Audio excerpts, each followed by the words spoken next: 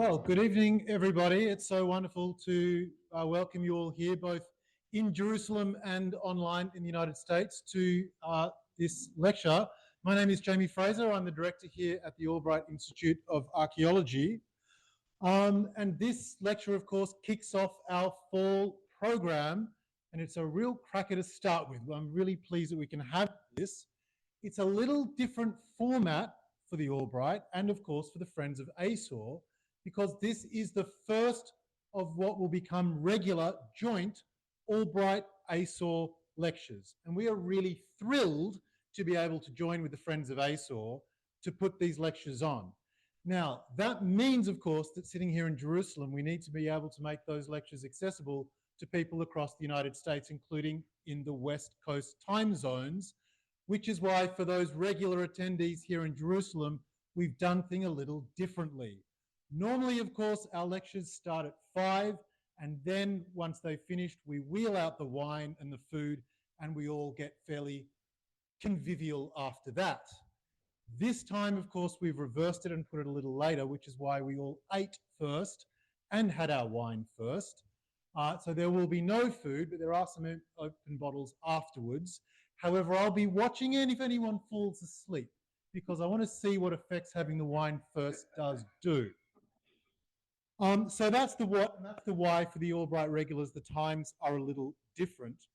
It's a really wonderful thing to celebrate this ASOR Friends and Albright partnership.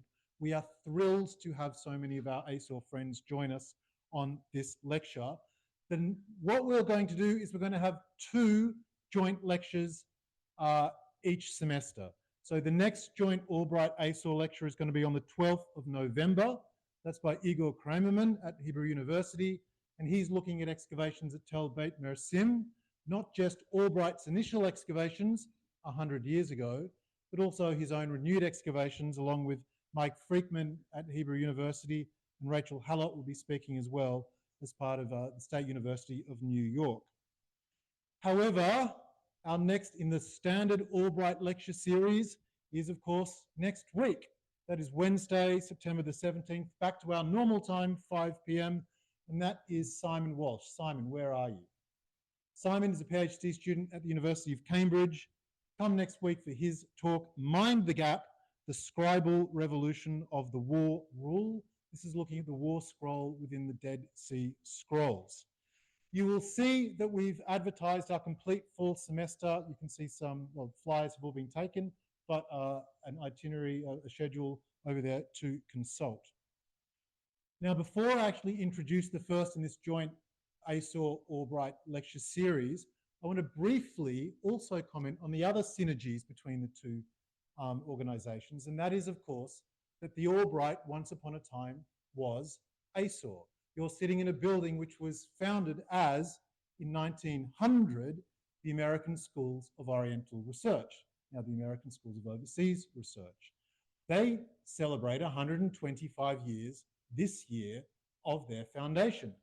And for us, that essentially is our foundation. That celebrates 125 years of the Albright as well, although we didn't become the Albright until 1970, when we became 2 discrete but obviously affiliated organizations. However, this year is very special for the Albright as well, because it is our centennial year of the construction of the building in which you're sitting now. The centenary celebrations we had scheduled for June, of course, well, the Israel-Iran fireworks had other ideas. Mark your calendars for June 27 next year, because that's when we'll do our centennial brackets +1 celebration. Everyone is very welcome. Part of that centennial campaign is what we're doing as part of this 100-year celebration, is to raise money to swell our endowment. Our endowment funds what we do here in Jerusalem, providing an accessible space for Israeli, Palestinian, US, and international researchers to come together in the shared pursuit of research excellence. And right now, with a restriction or a reduction of funding across the humanities in the United States, and of course, fewer people coming across due to the political climate, what we really need to do this fundraising campaign. This is important for us and our long-term sustainability. That said, we've almost hit our $3 million goal. I would dearly love to cross the line. Please help us cross the line. And you can do that by going to our website, www.AIAR.org. It's gone black, but anyway. And you'll see at the top there a tab for Centennial and Giving. And that gives you the avenues by which you can support us to do what we do well. One of those tabs is an option to buy for $250 a named paving stone, which go into a paving stone of donors in the small orchard down the back. Ashraf has just started putting the first of those stones in. And so join that, donate for yourself, donate in honor of somebody for $250 US. But there are opportunities here to do larger donations. If you want to speak about perhaps a naming opportunity around the campus, I would be very willing to talk to you. If you also look on our webpage, you'll see there's a tab there where you can join our email list. This is where you can sign up and hear about the events at the Albright, so you can join us in person or online at any of our standard lectures. However, that's enough yakety yak from me. Let's get on with the actual meat of the proceedings. It is a real pleasure to introduce as our first speaker for this semester, but as our inaugural speaker in the ASOR, Friends of ASOR Albright series on the archaeology of Israel, Dr. Shua Kisilevitz. Shua did her BA and her MA in archaeology at Hebrew University before crossing to Tel Aviv University, where she completed her PhD. Since 2012, she's been co-directing the Tel Moẓa excavation project with some extraordinary finds, which you'll be hearing about very shortly. She's held research and teaching positions at Tel Aviv University. She's worked at the Israel Antiquities Authority, and she's also had research and teaching positions at international institutions such as the University of Heidelberg and the University of Toronto. She's been the recipient of multiple awards and grants, including from the Israel Science Foundation and the Gerda Henkel Foundation, and she has published widely and well on the archaeology of Israel, and particularly the archaeology of Jerusalem and its environs. For all of those reasons, and nothing to do with the fact she also trained as a baker and promised to bring in cookies and cakes, we appointed Shua as our assistant director earlier this year. And it has been remarkable to welcome her as part of the Albright team. And I know so many of you have dealt with her on a one-to-one basis and can see the remarkable energy, drive, and good humor she brings to the Albright as a very valuable member of our team. Shua, Dr. Kisilevitz, Assistant Director, over to you.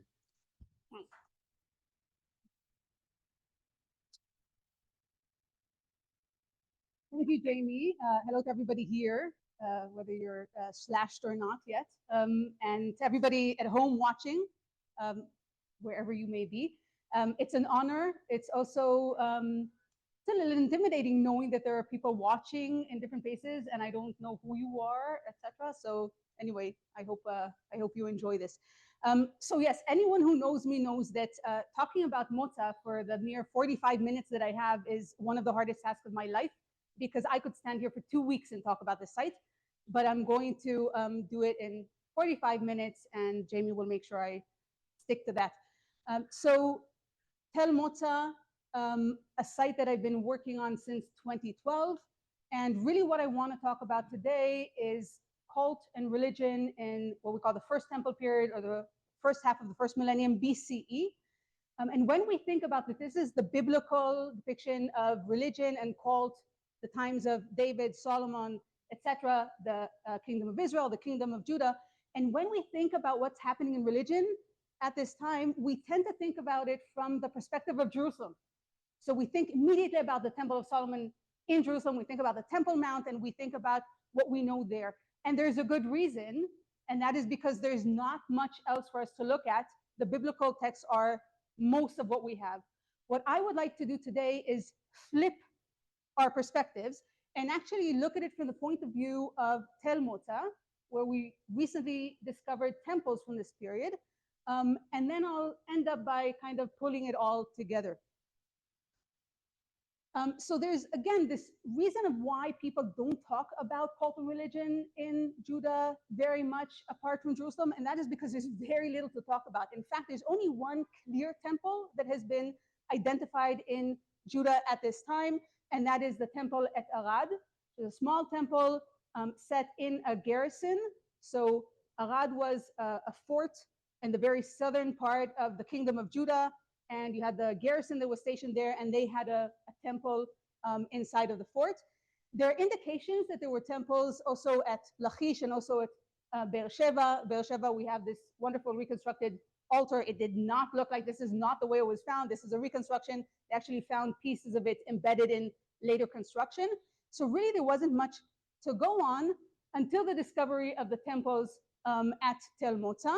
And this is a plan or a schematic plan of the two temples. We actually have a series of two temples, one built on top of the other. So the earlier one, I'm going to call the small temple. These temples have names. In archaeology, we like to give the locus numbers as names, but I'm not going to say temple 8528 or temple 4601 because it will take me twice as long to say this, and I think it's going to drive everybody crazy. So I'll stick with the small temple for the earlier one. And then we have the larger temple, which is the blue temple over here. So Moẓa Sani adds a whole lot of information. And what I'm going to be doing at the talk today is I'm going to start with very briefly just talking about the site location and the excavations at Tel Moẓa. I'm going to do an overview of the development of the Cultic precinct in which the temples were built. Then I'm going to talk about some of the patterns of ritual activity, the manifestations that we can see. That is, we can see the worship that took place. We can see the religion, because religion is an abstract concept. It's a set of beliefs, and we cannot see that in archaeology. What we can see is the outcome of activities people did in order to sustain this belief. So I don't know if somebody went to a temple, I don't know in antiquity whether they were praying to one god or the other and what they were saying, but if they brought something with them, if they brought a bowl full of dates and they left it there as an offering, then hopefully as an archaeologist, hundreds or thousands of years later, I can find that bowl, I can trace the residue of what was in it and figure out what they brought. So when I talk about what's going on there, we're really talking about cultic activity, which is the outcome of religious worship. And I'm going to conclude with reflections of these ritual practices, trying to kind of connect what we see at Moẓa to what's going on in Jerusalem. So that's a lot to get through, and I'm going to do my best to do it as fast as I can.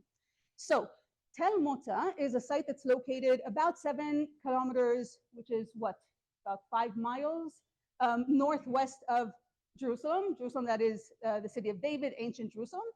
And it's in an area which is in the western outskirts of Jerusalem. And anyone who's been in this region knows Jerusalem itself is pretty barren. I mean, this is it's a dry climate. It's pretty much the desert. But the minute you go to the west, then you have this wonderful, lush, green valley surrounded by these wonderful hills. It's a wonderful area. And even now, when we're at the end of summer, it is nice and green over there, very temperate weather. So the site is located on the bottom third of a slope that descends to the south. And right to the south of this slope is the Moẓa Basin, this very wide basin with a lot of agricultural soil. There's seasonal water flow in this area, which is why in the southern end, this is the first dam that was ever constructed in Israel because there's so much water flow in this area, maybe a little less so in the last 30 years, but before that there was. It is also an area that Tel itself dominates the yellow dotted line, which is the ancient path from the lowlands from the west to Jerusalem. In fact, this was still the path up until 1942. So it really is a very strategic location. And excavations that were conducted between 2015 and 2020 in the northern part of the basin, and you can see it in the bottom right photo, they basically discovered a lot of settlement from different periods, but the largest settlement from the Neolithic period, so this is right at the time of the agricultural revolution, so about 10,000 years ago, And this is a huge settlement where clearly the economy was based on crop cultivation. So this area was an agricultural area where people were growing crops and basing their economy on that. For 10,000 years, it is still an agricultural area, by the way, today as well. The excavations in the valley, as well as at the Tel, were because of the construction of roads that now are the main roads that go into Jerusalem. So excavations first started in 1993 at the site when there was the idea of building the road. And the excavators already discovered a large site with lots of different periods of settlements in it. But clearly the most dominant period was the Iron Age. So we're talking about, let's say, 11th century until early 6th century BCE. And from now on, every time I talk about centuries, I'm going to be talking about BCE unless I state otherwise. So they discovered this site already. In 2012, we came back to excavate again and identify the temple. 2013, we were basically kicked out because the road had to be built. It was built as a bridge above the site. And after the road was built, we came back to start excavating, this time on behalf of Tel Aviv University. And this was now not a salvage excavation because something was going to be built, but actually because we wanted to understand this temple a little bit more. So what was actually excavated at the site? What do we actually have there? So the excavations were again in a very specific area based on where the road was going to be paved. So we don't know the whole size of the site. We actually don't know it. Excavations have been about 4 dunams. So this is what was excavated so far, but I suspect that the site is at least double the size of that. And if you look at the different colors, each color is a different period. And this is just to show you that even though I'm going to focus on the Iron Age, that is the first half of the first millennium BC, there are lots of periods earlier and later at the site. And if you look at the colors over here, so the pink and the green and the blues, these are the Iron Age. And what we have here is a site that was built or constructed in the 11th century BC as an economic center for the storage and then redistribution of grain that was grown in the valley. But pretty quickly, it also became a cultic site because there was a cultic precinct that was built right in the center of this site. So it's really a really incredible site. Most of the time in excavations, when we start excavating a site, we excavate a domestic site and we try to figure out what it means about the public aspect of life. And in this case, it was an excavation of a public site. So this is not domestic buildings. These are all public structures. So we can learn a little bit more about what the society was like on on a higher level, what the hierarchies were like.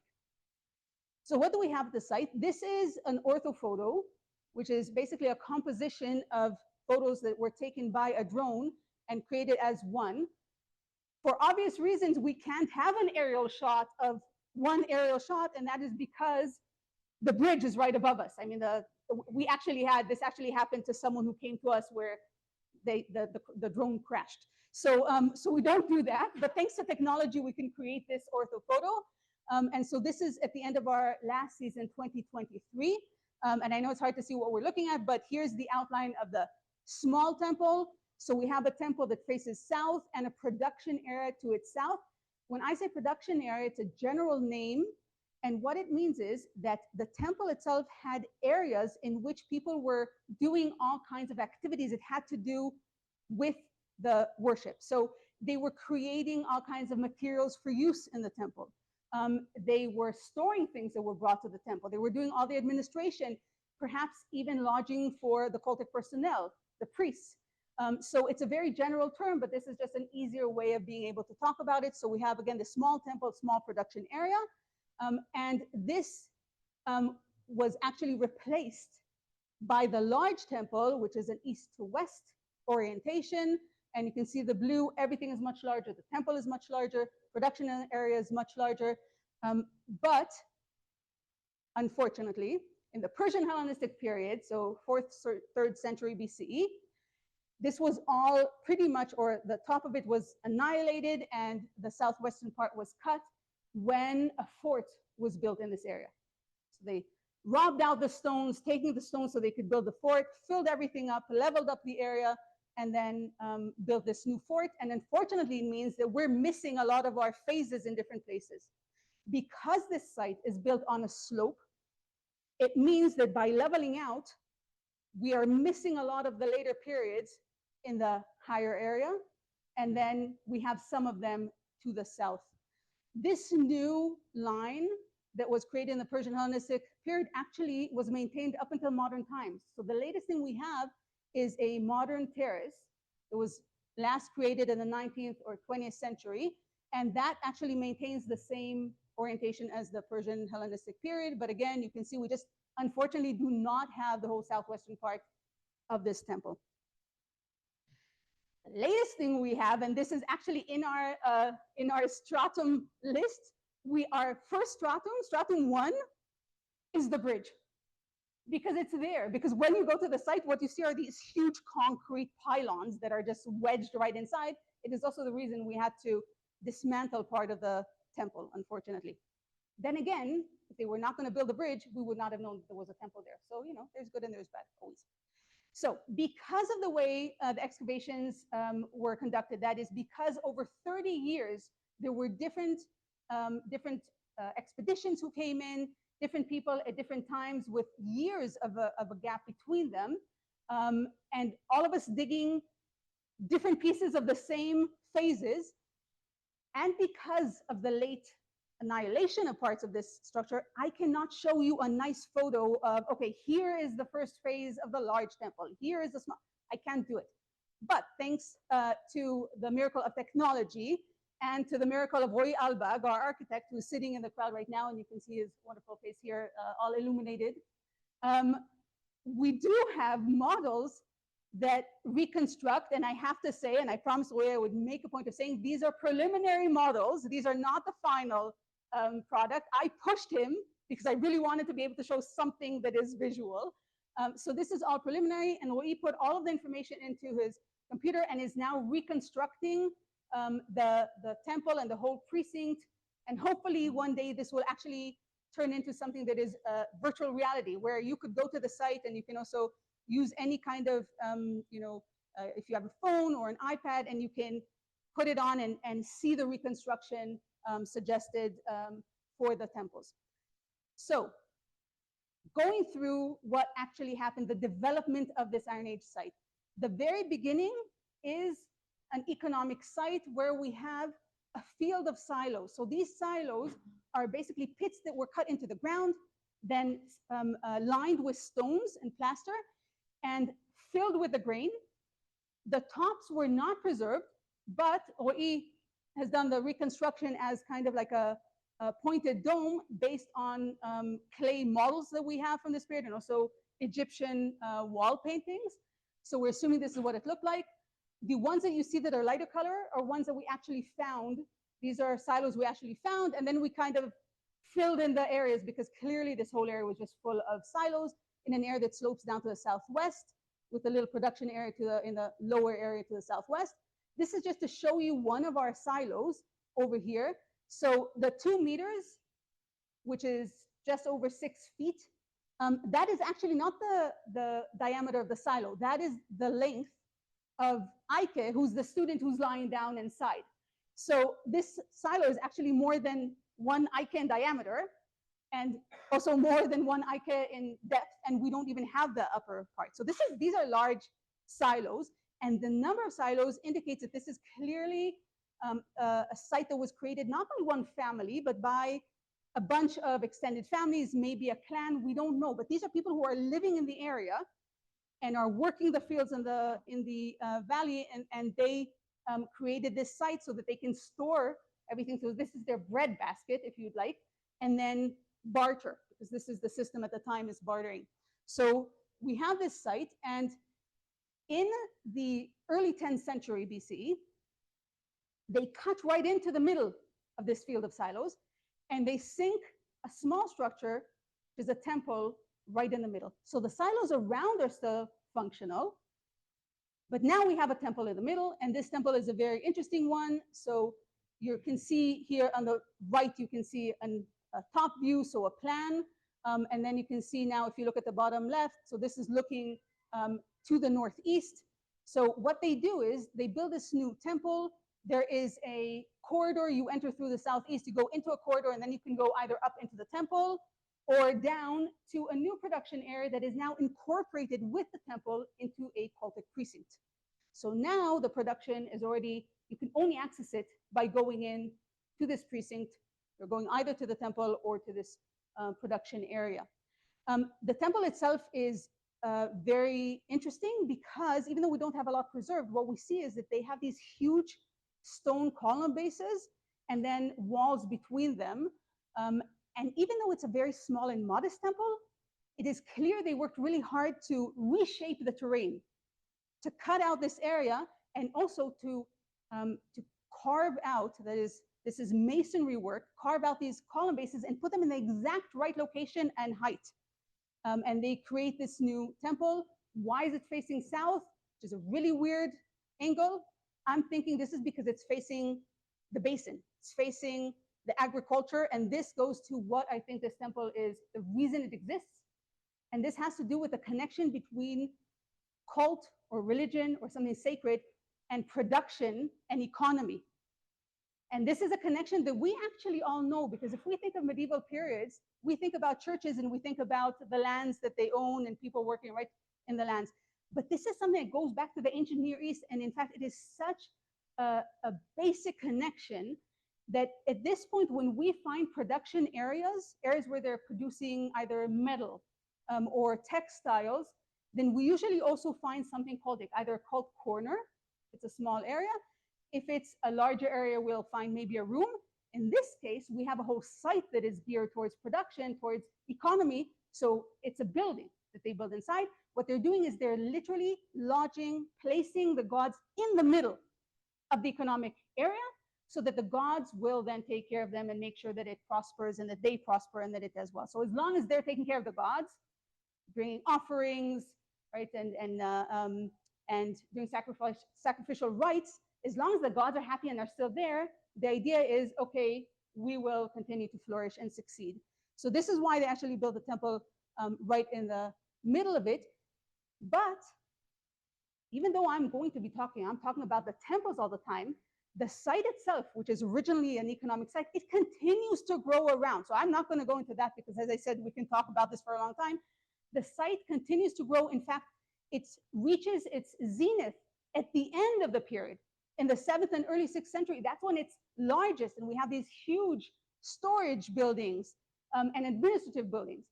So it is not surprising that as this site, the economic site, continues to prosper, and of course this means that the local population is prospering, that at a certain point they will then replace the small modest temple with a large one. Because if you're doing really well, it would be, I'll put it very nicely, counterproductive to not make sure that your gods get some of that wealth and that they feel it. Because if they feel like you're doing really well, but you're still in a little, your little modest house, your temple, you may decide to leave and not help them out anymore.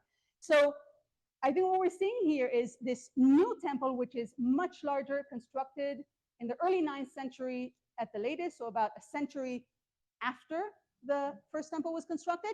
And basically they systematically took apart the small temple, in some places completely, in some places just down to the foundations.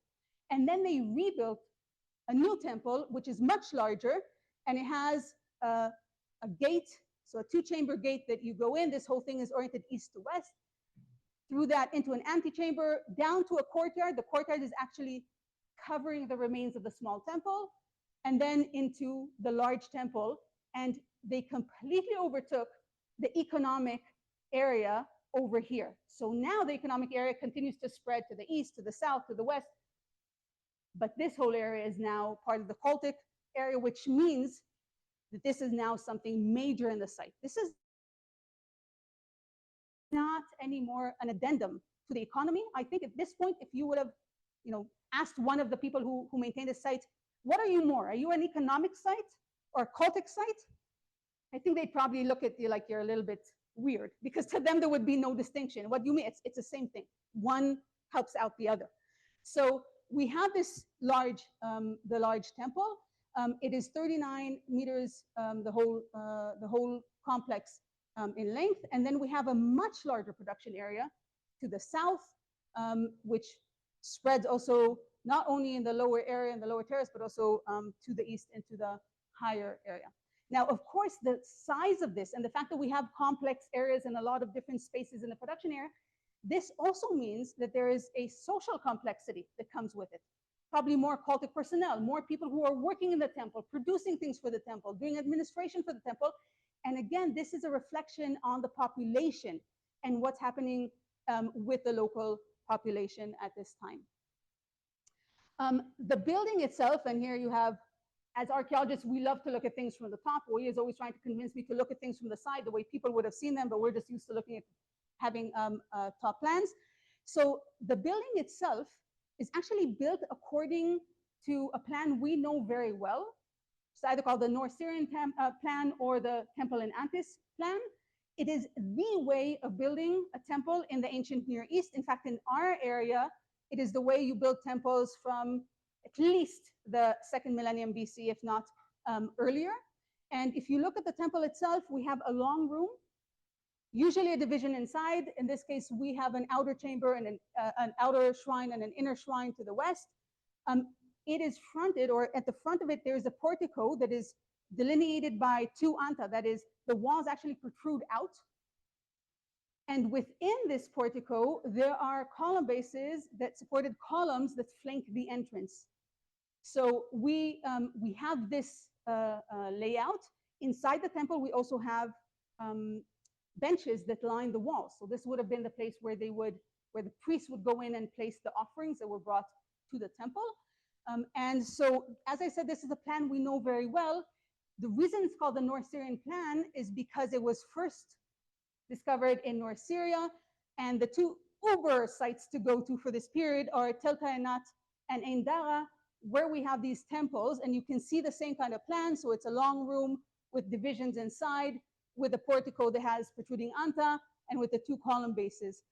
In some cases, there are rooms around, like in Ein Dara, and even though we don't know, or we did not before Moẓa know this temple plan in our area archaeologically, that is in the southern Levant, we did know of it from the biblical text, because this is exactly the type of temple that is described in the biblical text for the Temple of Solomon. And in fact, the description is that the plan and the workmen are coming from the north, coming from Phoenicia, so we know it's a northern concept. So until now, we did not have a temple in this area from this period, so Moẓa kind of fills in a gap of temples that we didn't know. And if up until Moẓa we had to go to northern Syria to try and find parallels to the Temple of Solomon, now we can do it with a temple that is right outside Jerusalem. And that is the big plus with Moẓa, one of them, I would say. So if we try to equate the biblical text to what we have here, the portico would be the ulam, the column bases in the biblical text have names, Boaz and Yachin, and the shrine would be the Dvir, or Holy of Holies. So we can try and have this and equate it in that way. But the temple is the house of the gods. This is not for us mere mortals. The area in which worship was conducted by the public was in the courtyard. And that is where we see different installations. And that is where we see the most change, and also find vessels that indicate what they were doing. So we have an altar that is right along the main axis of the entrance into the whole complex and into the temple itself. And if you continue this axis all the way to the back of the temple, this is where we would expect to find the Holy of Holies, where the representation of the gods would have been. Unfortunately for us, it's exactly the area that is gone, that was cut by the Persian Hellenistic period. So we do not have our Holy of Holies. We can only try to assume what it was that was there. Was it a statue of the gods? Was it a standing stone? Again, these would be assumptions, but probably one of those 2. So we have an altar in the center of the courtyard, and to the north of it, an offering table. Both of these were built of stone. And right between them, we found parts of a cold stand that is decorated, a really beautiful stand. And if we look at this more in depth, then this stand, which is probably about this high. For people who are watching at home, I would say this is about almost 2 feet tall. So what we have here is a stand that is the shape almost of a tree. So it has a nice wide base, and then a trunk that goes up. At the very top, there was a bowl with pendant petals. It had a pendant petal decoration on it. And this type of stand is actually, I'd say, the best indication of cultic activity in the whole Eastern Mediterranean, in fact, for thousands of years, not only the Iron Age, but also going back before. So 2nd millennium BCE, 1st millennium BCE, this is what we find. When we find this, we talk about cultic activity. And so you can see these are from different places. So we have some from Phoenicia, from Israel, from Philistia, from Judah. And even though each one is unique, the general idea is very similar, including these pendant petals. In fact, you can see a stand that was found at Arad, in the temple in Arad, on the bottom right. It is not only the shape, it is also the style, the iconography, the symbolism that is on the stand that we can see in other places, because on the bottom, it has applications which are, it's hard to see because they're broken, but these are the bodies of lions, and we can tell because of the tail and because of the paws in the front. And with them, we found a piece that looks like a wing. So the body of a lion and a wing, we know that animal. These could be a pair of lions, but they could also be a pair of sphinxes. And so trying to understand where this fits in, I can tell you this is really recent. I think this was about 2 or 3 months ago that I realized we had a piece that we found. So this stand was found in 2012, but in 2021, we found a piece that was really weird and we couldn't make out what it was. And I was looking at the photo a few months ago and I realized, I said, this is part of the stand. So I went to our lab to look at it, and here's Sabina Kleiman, who's working on the petrography, the clay material, and she managed to put it in place, and we realized that the front part of the Sphinx actually jots out, so it's almost three-dimensional, and you can see the 2 legs. So this is, it's amazing because it's still giving. This site continues to give, so we're still continuing to dig in the same places and find more parts of the same vessels we found before. So having pairs of lions or pairs of sphinxes or both on cultic artifacts is really very, very symbolic of the ancient Near East. And this is because these are animals that are known for their virility. So even though the sphinx is a mythological animal, it didn't actually exist, it's still considered a very strong animal and one that would represent the gods or the kings. Lions, we all know that they are considered, the strong animal. I mean, there's a reason we still call them the kings of the animal kingdom, right? I mean, we still think about them that way. It is very common to see animals as the symbols of different places. So the lion was a symbol of the kingdom of Judah. The lion is still today the symbol of Jerusalem. Okay? And of course, not only in this region. So having them here makes a lot of sense. And we can see it again in whether it is shrine models or cult stands or altars. We can see these pairs of sphinxes, pairs of lions. Again, this all fits in really well. And if we think about the different temples that I talked about, so Tel Tainat and Ein Dara, that have share the same plan as our temple and Temple of Solomon, well, over there, they went one step further because they actually carved out their columns, the column bases, and the entrance to the temple. They carved out of rock to create pairs of lions, and at Ein Dara, pairs of lions and sphinxes that actually guard the entrance to the temple. We also know this symbol from the Temple of Solomon, because if we think about what we know in the Temple of Solomon, what is it that represents the god over there? Well, it is the ark. And what is guarding the ark? The cherubs, which are commonly now recognized as sphinxes.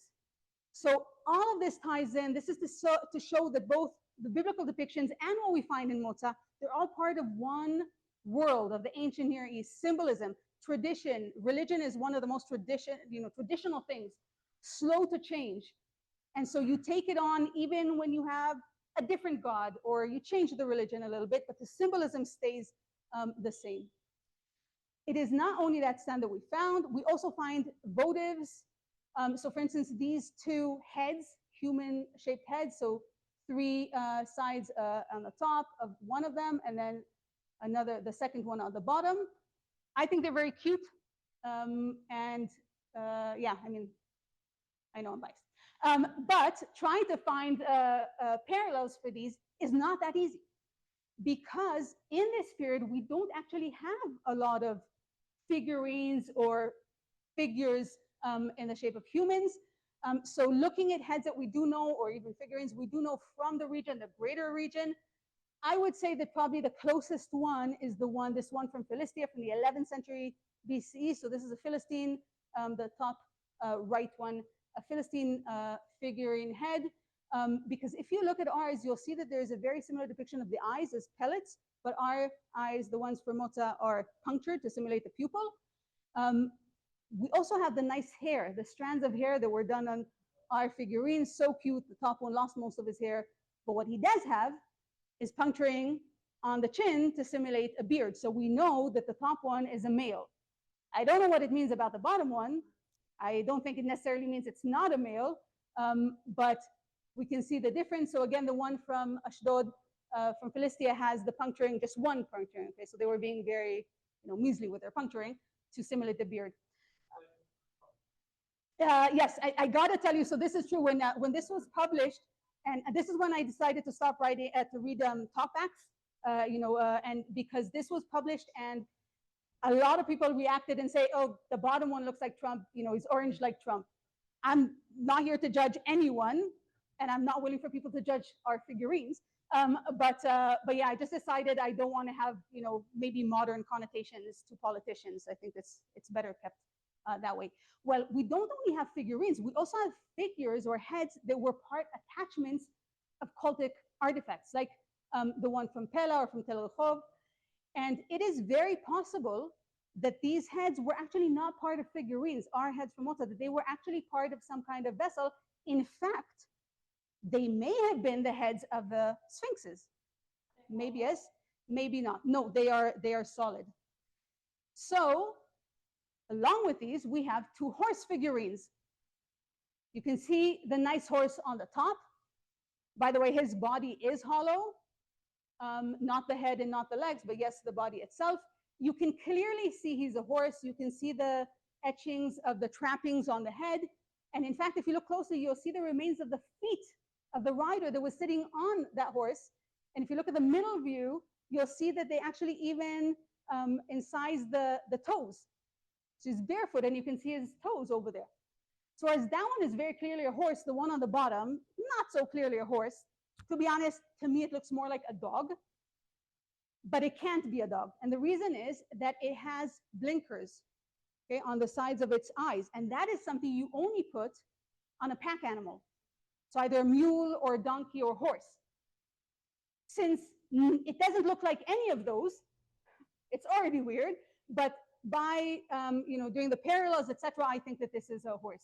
Again, if you were to say, no, it is a donkey, I cannot argue with you, and actually I don't see any reason to. You can see the remains either of a rider or a pack on that animal as well. So these two were clearly votives that were brought in by people. And when you try to find the parallels, it's really hard, because if you look at what's going on in Jerusalem at that time, very few figurines, and they're very schematic. So this is one from Jerusalem. We're looking at the profile, the neck, and then the head. I think you'd agree with me, this looks nothing like our figurines.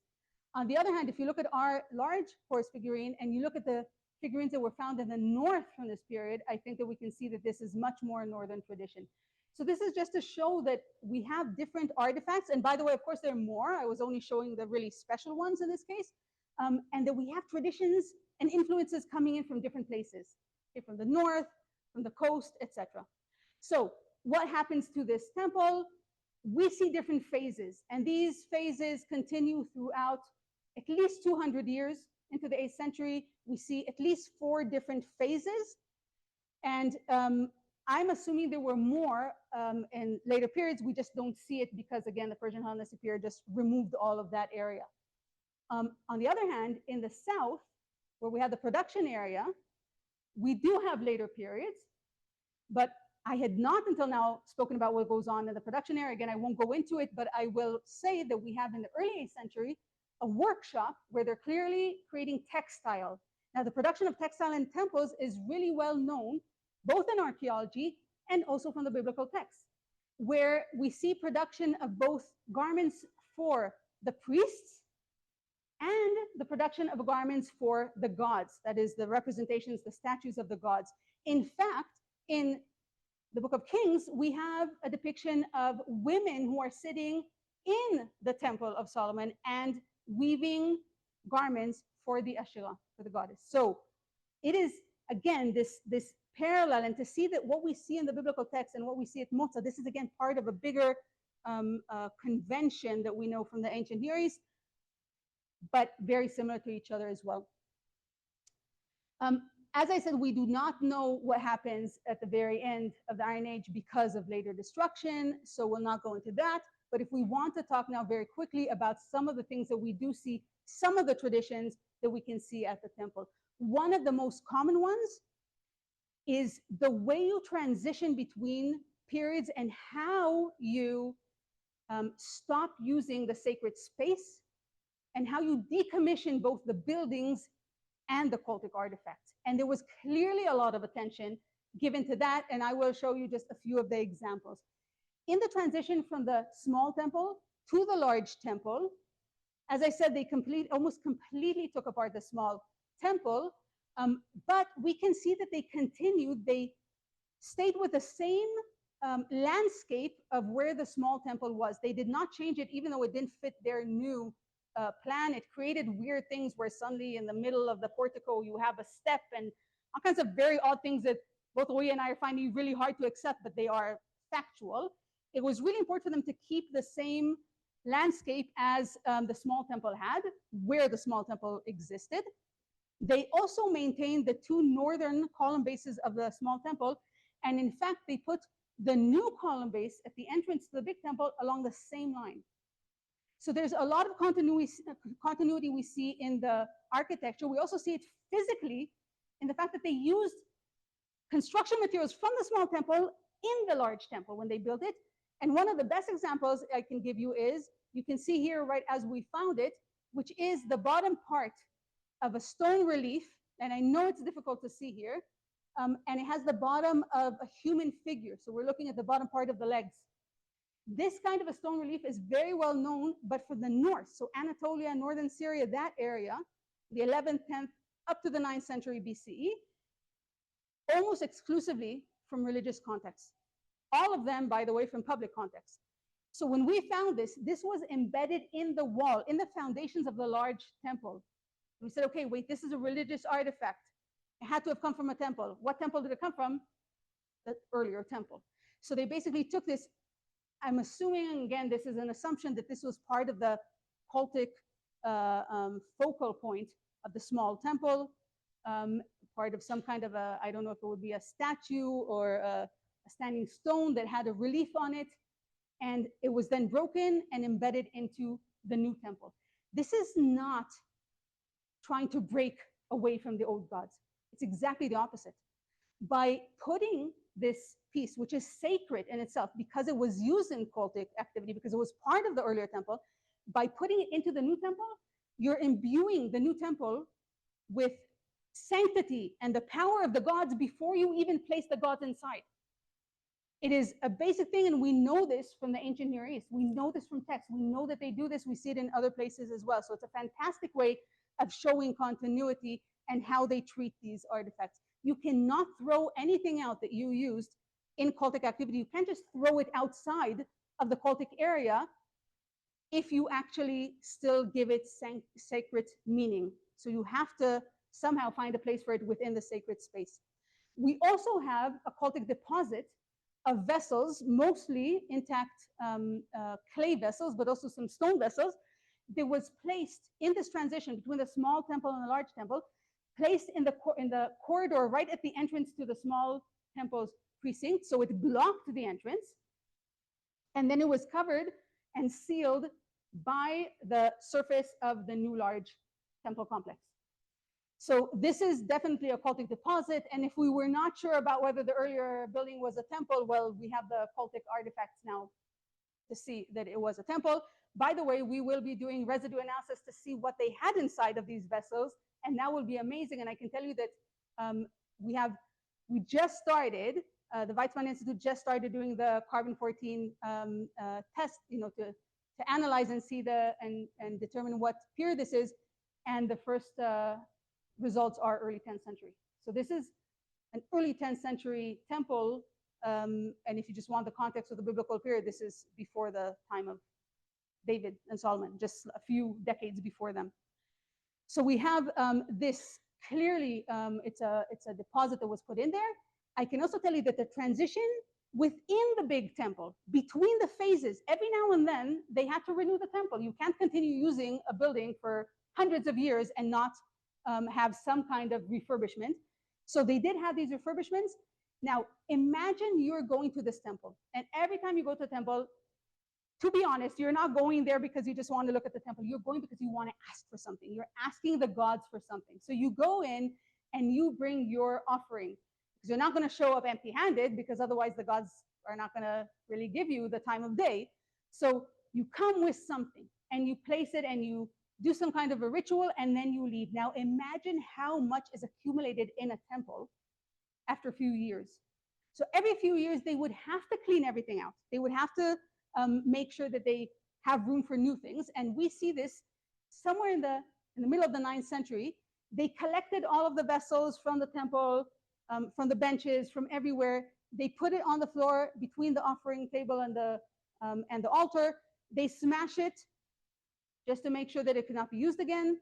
And this is really an amazing way of seeing the deactivation of cultic artifacts. What we also can say is that at the same time they were doing this, this was accompanied by feasting ceremonies. And we know this because right after they smashed this, we see that they created a pit and they threw inside all kinds of, so we have ash, we have vessels, we have bones, and the analysis of all of these and the types that we find indicate that these are the results of feasting. So these are probably part of the ceremonies that are going on as they are terminating the first phase.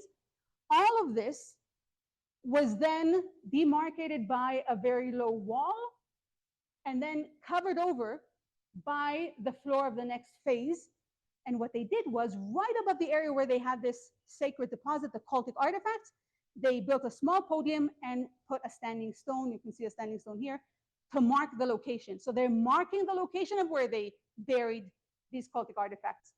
Now, by the way, this marking continues to be marked in different ways for at least another 100 years. I'm pretty sure that after a generation or two, they no longer knew why they were marking this area, but they knew that their father did it and that his father did it. And who are they to now suddenly do something different? So they would just continue. Again, tradition, this way. I mean, I have to say, from this point of view, the Jews have it right. There's nothing like tradition. You continue on forever. So we see similar activities in the temple itself, by the way, where within the inner shrine, even though the whole temple was cleared off in areas where we have the floor, there is an assemblage of cultic artifacts, including this beautiful artifact that was found in 1993 by Tzvi Grunert and Alon de Groot, which is made out of Egyptian blue, all of 8.5 centimeters, pomegranate on the top, 10 petals on the bottom. And this was sitting on a stone installation in a burnt layer with other cultic artifacts, whereas the rest of the temple was clear. So they were clearly doing some kind of activity there before they renewed the temple surface. So what can we now say about the connection to what's going on in Jerusalem? Well, again, without going into all of this too much, all of these different activities are things that we also see somehow coming through in the biblical text. Moẓa is the closest thing we have to digging Solomon's temple, because we cannot dig in the Temple Mount, but even if we could, centuries and thousands of years of construction on the Temple Mount probably demolished anything that was there. And so by looking at what's happening at Moẓa, we can assume, because this all fits well within the ancient Near East, that this is very similar to what's going on in Jerusalem as well. And if we look at this now and try to figure out how it works, we can also see it works really well in the ancient Near East. And here are just a few of the, I think, some of the best sources you can go to see how the Middle East texts really depict what you should be doing in order to decommission the temple and the vessels themselves. So what's going on in Jerusalem at the same time? Well, we have several depictions of renewal of building of the temples. And so, for instance, in the time of Ahaz, but I'm going to move on to the one that is best known, which is what we call the Cultic reform of the day of Josiah. So this is in the late 7th century BCE. This is just less than 40 years before the destruction of the temple. This is less than 40 years before the annihilation of the kingdom of Judah.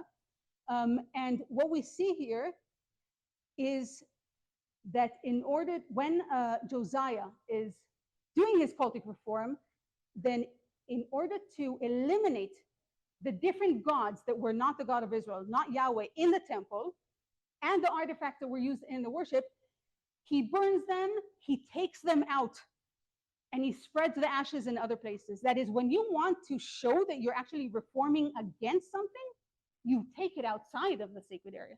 Don't leave it inside. So I think this is something really interesting. And again, you know, when you read the text now, I think you start to read it and you look at what happens and what he actually does. He burned them outside Jerusalem in the fields of the Kidron Valley and took the ashes to Beit El. He took the Asherah pole from the temple of the Lord to the Kidron Valley outside Jerusalem and burned it there. Again, you're taking things out because this is not continuity now. This is really a break. So again, if you start reading the biblical text, and I'm not a biblical scholar by any means, I'm an archaeologist, but you have to read the text in order to connect things. I think that you start to see it a lot better, and you can connect what's going on in Moẓa, the tangible, the physical evidence, to the text that you can read, that you read in the Bible. And so, if I just sum up, even though Moẓa is its own entity, at least in the beginning, there is no doubt that at a certain point, at the very latest in the 8th century BC, it is part of the kingdom of Judah. It is ruled from Jerusalem.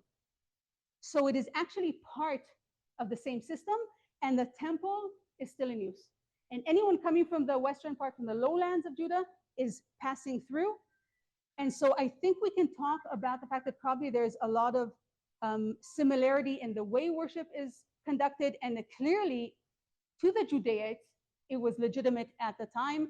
Just gonna show you this wonderful work in progress by Roy, who's now starting to actually do the reconstruction of the temple itself. And this is a very preliminary view. And when you look at it and you look at the reconstructions that are done for the Temple of Solomon, I think there's no doubt that you can see the similarity. Again, they're built according to the same plan. So there are many, many questions we could be talking about. I'm sure that a lot of you have been thinking about who is it that they were worshiping, who built these temples, who is this population I was talking about, when does Moẓa become part of Judah, and what can we learn from the absence of Moẓa in the biblical text?